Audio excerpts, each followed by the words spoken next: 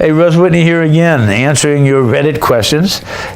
This is question number 3 from one question asker, I guess you'd call it. So, he says, do you ignore the rehab costs if you plan to refinance quickly? No, of course not. What you've got to do is look at the value or the price you paid. You've got to add in your costs, and if you go to refinance, obviously you would have to refinance at a higher value. So let's say it's a $100,000 property, you put 20 into it as your rehab.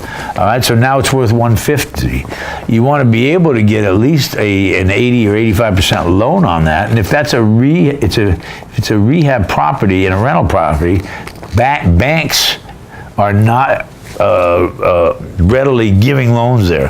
So you're going to have to go to a hard money lender. So you have to factor every cost in, and you factor that cost against the resale or what you're going to get out of the refinancing. All right, now what he says is, you would still have to account for the cost of the refinance and that they're not going to give you 100% of the value back. Of course.